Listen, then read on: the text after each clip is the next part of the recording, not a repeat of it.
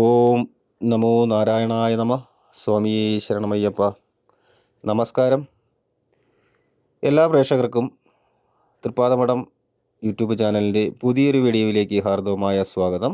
ആദ്യമായി ചാനൽ കാണുന്നവർ channel subscribe ചെയ്യുക. തൊട്ടടുത്തുള്ള ബെൽ ബട്ടൺ ആൾ എന്നുള്ളത് തിരഞ്ഞെടുക്കുക. കൂടാതെ വീഡിയോ കാണുന്നവർ വീഡിയോ മുഴുവനായും കാണുവാൻ ശ്രമിക്കുക. ഇന്ന് പറയുന്ന വിഷയം വിഷു സംക്രമണവുമായി ബന്ധപ്പെട്ട നക്ഷത്ര ഫലങ്ങളാണ് പറയുന്നത്. അതിനു മുന്നേ ഇതൊരു പൊതുഫലമാണ്. നിലവിലെ നിങ്ങളുടെ ദശ, അന്തർദശ, അപഹാരം, മറ്റ് ശനിദോഷങ്ങൾ എന്നിവ കൂടി മനസ്സിലാക്കി മുന്നോട്ട് പോകണം. എല്ലാ നക്ഷത്ര ജാതകർക്കും ഈ ഫലങ്ങൾ ഒരുപോലെ വന്ന് ഭവിക്കണമെന്നില്ല. മുകളിലോട്ടും താഴോട്ടും നിൽക്കാം ഫലത്തിൻ്റെ കാര്യത്തിൽ. വിഷു സംക്രമണം നടക്കുന്ന നക്ഷത്രവുമായി ബന്ധപ്പെട്ടിട്ടാണ് വിഷുഫലം പറയുന്നത്. 2025 ഏപ്രിൽ മാസം 14 വെളുപ്പിന് 3:20, 3:21 അകം ആ ഒരു സമയത്തിനാണ് മേട വിഷു സംക്രമണം വരുന്നത്. വിഷുഫലം തികച്ചും നക്ഷത്രത്തെ ആസ്പദമാക്കിയിട്ടാണ് പറയുന്നത്. വിഷു സംക്രമണം നടക്കുന്ന നക്ഷത്രത്തെ അടിസ്ഥാനമാക്കി, അതായത് ആ ഒരു നക്ഷത്രത്തിലാണ് നടക്കുന്നത്. ആദിശൂലം, മധ്യശൂലം, അന്ത്യശൂലം എന്നീ രീതിയിൽ ആണ് കണക്കാക്കി എടുത്തിട്ട് വിഷുഫല പ്രവചനം പറയുന്നത്. ഇത് പ്രകാരം ഏതെല്ലാം നക്ഷത്രക്കാർക്കാണ് എന്തെല്ലാം ഫലങ്ങളാണ് വരുന്നതെന്നാണ് പറയാൻ പോകുന്നത്.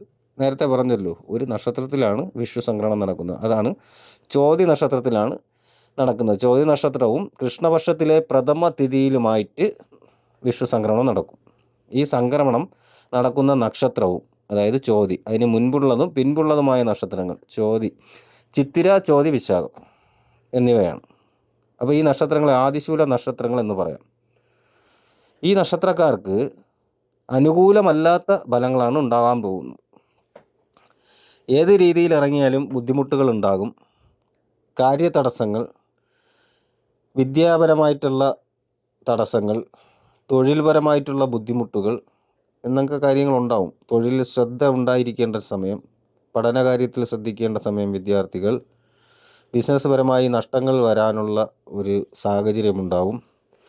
ധനം അമിതമായ ചെലവ് വരാനോ അല്ലെങ്കിൽ ധനം നഷ്ടപ്പെടുവാനോ, ധനം മാത്രമല്ല ഭൂസ്വത്തുക്കളോ സ്വർണ്ണാഭരണങ്ങളോ നഷ്ടപ്പെടുവാനും, വാഹനങ്ങൾക്ക് കേടുപാടുകൾ സംഭവിക്കുവാനോ അപകടങ്ങൾ ഉണ്ടാകുവാനോ ഒക്കെയുള്ള സാധ്യതകളൊക്കെ വരുന്ന ഒരു സമയം കൂടിയാണിത്. കൂടാതെ ഞാൻ നേരത്തെ പറഞ്ഞത് പൊതു ഫലമാണെന്ന് പറയുന്നുണ്ട്. അപ്പോൾ ജാതകപ്രകാരം കുറച്ച് വ്യത്യാസങ്ങളൊക്കെ വരാം. അപ്പോൾ ഈ പറഞ്ഞ നക്ഷത്രക്കാർ, ചിത്തിര, ചോതി, വിശാഖം എന്നീ നക്ഷത്രക്കാർ വ്യാഴാഴ്ച ദിവസം വിഷ്ണു ക്ഷേത്ര ദർശനം നടത്തുകയും ഭാഗ്യസൂക്ത അർച്ചന നടത്തി പാൽപ്പായസമോ തൃക്കൈവെണ്ണയോ ഒക്കെ നിവേദിച്ച് ഭഗവാനെ തൊഴുന്നത് വളരെ ഉത്തമമായിട്ടുള്ള ഒരു കാര്യമായിരിക്കും എന്നുള്ളതാണ്. തുടർന്ന് അനിഴം, തൃക്കേട്ട, മൂലം, പൂരാടം, ഉത്രാടം, തിരുവോണം എന്നീ നക്ഷത്രക്കാരാണ് വരുന്നത്. അപ്പോൾ ഈ നക്ഷത്രക്കാർക്ക് വിഷുഫലം വരുമ്പോൾ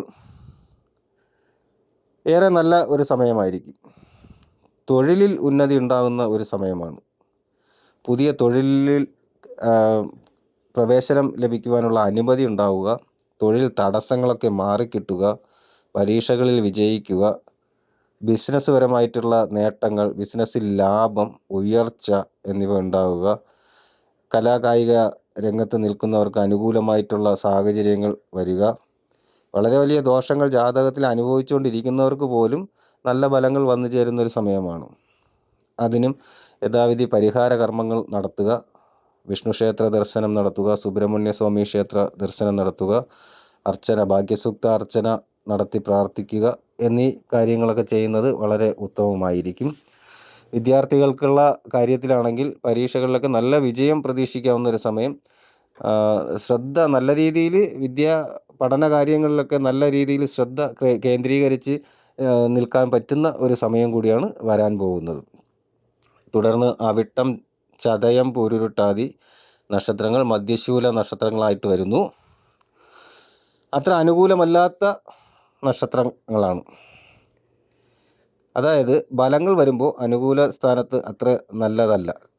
പല കാര്യത്തിലും തടസ്സങ്ങൾ നേരിടാനുള്ള സാധ്യത കൂടുതലാണ്. ഇപ്പോൾ വിവാഹ കാര്യത്തിൽ ഇറങ്ങിയാലും തൊഴിലിൻ്റെ കാര്യത്തിലായിരുന്നാലും അല്ലെങ്കിൽ ഒരു വാഹനം വാങ്ങിക്കുവാനോ വസ്തുവോ ഗൃഹങ്ങൾ നിർമ്മിക്കുവാനോ ഉള്ള കാര്യത്തിലൊക്കെ ഇറങ്ങുമ്പോൾ എല്ലാത്തിലും തടസ്സങ്ങളുണ്ടാവും, കാര്യമായിട്ടുള്ള തടസ്സങ്ങളുണ്ടാവുന്ന ഒരു സാഹചര്യം വരും. കൂടാതെ ഈ കാര്യങ്ങളെല്ലാം ചൊല്ലി തന്നെ കുടുംബപരമായിട്ടുള്ള കലഹങ്ങളും വന്നു തുടങ്ങും, അതുവഴി ദുഃഖങ്ങളുണ്ടാവും.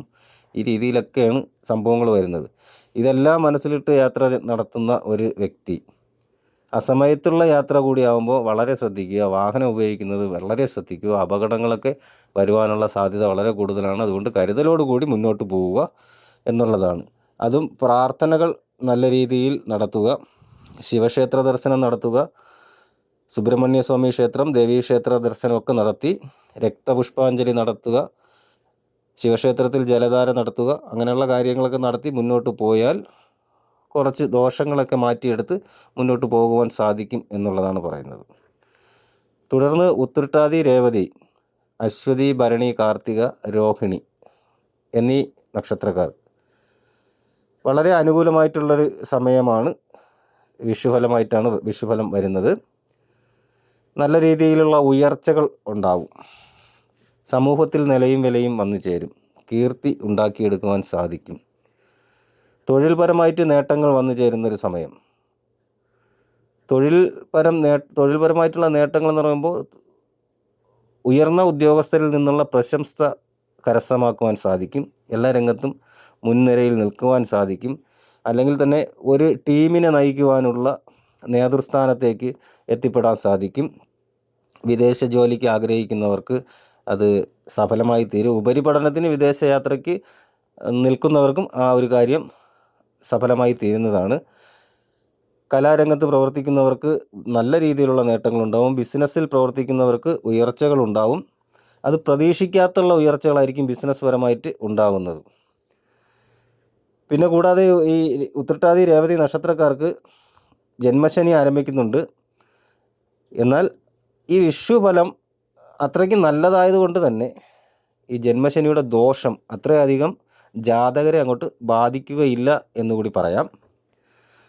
തുടർന്ന് മകയിരം, തിരുവാതിര, പുണർദം നക്ഷത്രക്കാർക്ക് അന്ത്യശൂലം ഗണത്തിൽ പെടുന്ന നക്ഷത്രങ്ങളാണ്. ഈ നക്ഷത്രക്കാർക്ക് അത്ര ഗുണകരമല്ലാത്തൊരു കാലമായിരിക്കും. ദുഃഖമായിരിക്കും കൂടുതലായിട്ട് വന്നു കയറുന്നത്. മനോദുഃഖം, മനക്ലേശം, കാര്യതടസ്സം, തൊഴിൽപരമായിട്ടുള്ള പ്രശ്നങ്ങളൊക്കെ ഉണ്ടാകും.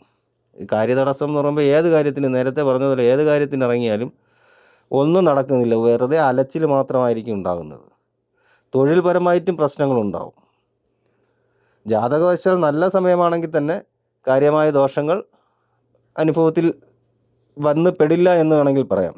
പക്ഷെ അത്രയ്ക്ക് നല്ല സമയമായിരിക്കണം, നല്ല ഗ്രഹനിലയായിരിക്കണം എന്നുള്ളതാണ്. എന്തു പറഞ്ഞാലും ഈ ശനിയുടെ ഒരു ആധിപത്യം നിൽക്കുന്നൊരു സമയമാണ്. അപ്പോൾ ആ ജാതകപ്രകാരം ശനിദോഷം, അഷ്ടമ ശനിയോ മറ്റു കാര്യങ്ങളോ ദുഃഖങ്ങളോ ഒക്കെ വരുന്ന പ്രശ്നങ്ങളുള്ള ജാതകക്കാരനാണെങ്കിൽ ഈ കാര്യമായിട്ടുള്ളൊരു ദോഷങ്ങൾ ഈ സമയം പ്രതീക്ഷിക്കാം എന്നുള്ളതാണ്.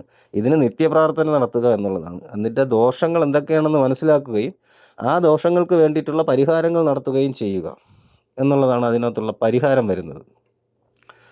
അടുത്തതായിട്ട് വരുന്ന നക്ഷത്രം എന്ന് പറയുമ്പോൾ, നക്ഷത്രക്കാരെന്ന് പറയുമ്പോൾ പൂയം, ആയില്യം, മകം, പൂരം, ഉത്രം, അത്തം എന്നീ നക്ഷത്രക്കാരാണ്. അപ്പോൾ ഈ വിഷുഫലമായി ബന്ധിച്ച് വരുമ്പോൾ വളരെ അനുകൂലമായിട്ടാണ് കാണുന്നത്. നല്ല രീതിയിൽ കാര്യങ്ങൾ മുന്നോട്ട് കൊണ്ടുപോകാൻ സാധിക്കും. ആഗ്രഹിക്കുന്ന കാര്യങ്ങളൊക്കെ ഈശ്വരാനുഗ്രഹത്താൽ നടന്നു കിട്ടുമെന്ന് തന്നെ പറയാം. ഏത് കാര്യവും, ഒരു വിവാഹമായിരുന്നാലും, ഒരു വാഹനം വാങ്ങുന്ന കാര്യം, ഒരു ഗൃഹം നിർമ്മിക്കുന്ന കാര്യം, അങ്ങനെയുള്ള ആഗ്രഹങ്ങളൊക്കെ സാധിച്ചെടുക്കുവാൻ സാധിക്കും. സാധിച്ച് പൂർണ്ണമാക്കാൻ പറ്റിയില്ലെങ്കിലും തുടങ്ങി വയ്ക്കുവാനെങ്കിലും സാധിക്കും എന്നുള്ളത് പറയാം. ബിസിനസ്സിൽ അല്ലെങ്കിൽ തൊഴിൽ രംഗത്തൊക്കെ ഉയർച്ചകളുണ്ടാവും. ആ ഒരു രീതിയിൽ ഇതിൻ്റെ ബിസിനസ് പരമായിട്ടുള്ള ഉയർച്ച, തൊഴിൽ രംഗത്തുള്ള ഉന്നതി, ആ ഒരു രീതിയിലൊക്കെ ആശ്വാസം ഉണ്ടാകുവാനും സമാധാനം ഉണ്ടാകാനൊക്കെ ഉള്ളൊരു സാധ്യതയുണ്ട്. സാമ്പത്തികമായിട്ടുള്ള ദുഃഖങ്ങൾ മാറിക്കിട്ടും, സാമ്പത്തിക ബാധ്യതകളൊക്കെ മാറ്റിയെടുക്കുവാൻ സാധിക്കും. എല്ലാ കാര്യത്തിലും പരിഹാരമുണ്ടാക്കിയെടുക്കുവാനും ആരോഗ്യം പരിരക്ഷിച്ച് മുന്നോട്ട് കൊണ്ടുപോകാനൊക്കെ സാധിക്കും. രാഷ്ട്രീയക്കാർക്കും കലാകാരന്മാർക്കൊക്കെ ഒരു നല്ല സമയമാണ് വരുന്നത്. ഈ പറഞ്ഞ പൂയം, ആയില്യം, മകം, പൂരം, ഉത്രം, അത്തം എന്നീ നക്ഷത്ര ജാതകർക്ക്. അപ്പോൾ ഈ പറഞ്ഞ നക്ഷത്രക്കാർക്കാണ് ഈ വിഷു ഫലങ്ങൾ വരുന്നത് ഈ രീതിയിലാണ്. അതിൽ കുറച്ച് ആൾക്കാർക്ക് ബുദ്ധിമുട്ടായിട്ട് തന്നെ ഉണ്ടാവും, കുറച്ച് ആൾക്കാർക്ക് നല്ല രീതിയിൽ വന്ന് ഭവിക്കും. പ്രധാനമായിട്ടും അവരവരുടെ ജാതകത്തിലെ ഗ്രഹസ്ഥാനങ്ങൾ മനസ്സിലാക്കുക. ഗ്രഹങ്ങളുടെ സ്ഥാനം, ഗ്രഹങ്ങളുടെ ദൃഷ്ടി, ശക്തി, ബലവാനാണോ നീചനാണോ എന്നൊക്കെ മനസ്സിലാക്കി കാര്യങ്ങൾ വിലയിരുത്തി അതിന് വേണ്ടിയിട്ടുള്ള പരിഹാരങ്ങൾ നടത്തി മുന്നോട്ട് പോയാൽ അതിൻ്റേതായ ഗുണങ്ങൾ ഓരോ ജാതകർക്കും ഉണ്ടാവും എന്നുള്ളതാണ്. അപ്പോൾ ഈ വീഡിയോ നിങ്ങൾക്ക് ഉപയോഗപ്രദമാണെന്ന് തോന്നിയാൽ വീഡിയോ മറ്റുള്ളവർക്ക് കൂടി ഷെയർ ചെയ്ത് കൊടുക്കുക, വീഡിയോ ലൈക്ക് ചെയ്യുക. എല്ലാ നല്ലവരായ പ്രേക്ഷകർക്കും ജഗദീശ്വരൻ നല്ലത് വരുത്തട്ടെ എന്ന് പ്രാർത്ഥിക്കുന്നു. ശുഭദിനം നേരുന്നു. നന്ദി, നമസ്കാരം.